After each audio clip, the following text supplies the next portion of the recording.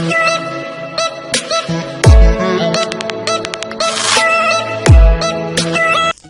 Friends, welcome back to my channel. It's me Laiba और आप देख रहे हैं Laiba health and beauty tips. Friends, होंठ चेहरे का एक अहम और खूबसूरत हिस्सा है। ये चेहरे का तासुर कतई तौर पर तब्दील करने की सलाहियत रखता है। शायद ही कोई ऐसा मेकअप हो जो आपको इतना पुरकशिश और जज्ब नजर बना सकता हो सिवाय लिपस्टिक के।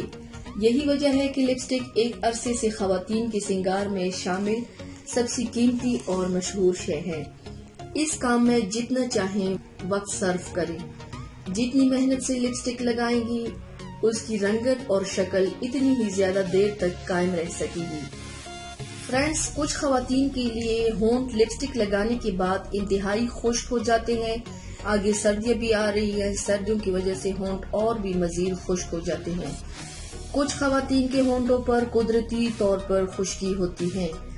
उनके होंठों पर से छिलके से उतरते हैं और ऐसे होंठों पर अगर आप लोगों का शौक है लिपस्टिक लगाना तो उनके लिए क्या करना चाहिए वो मैं आप लोगों के साथ आगे शेयर करूंगी। तो चलिए शुरू करते हैं, पर इससे पहले प्लीज मेरे चैनल को सब्सक्राइब कर लें और बेल आइकन को दबाएं ताकि मेरे डेली की नोटिफिकेशन आप लोगों को आसानी से मिलती रहे। इसके लिए आप लोगों को चाहिए, अगर आप लोगों का बहुत ज्यादा शौक है लिपस्टिक लगाने का, ऐसे होंठों पर लिपस्टिक लगाने से पहले हल्का सा रोगने बादाम होंठों पर लगाएं, फिर आप लिपस्टिक लगाएं। इस कदर खुश्की का एहसास ना होगा।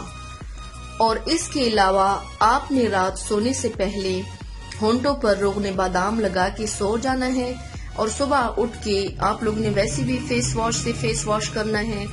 डेली के इस्तेमाल से अगर आप रोगने बादाम यूज करें तो इससे आपकी खुश्की खत्म हो जाएगी, क्योंकि ज्यादा स्किन की खुश्की से झुर्रियां भी नमूदार होती है।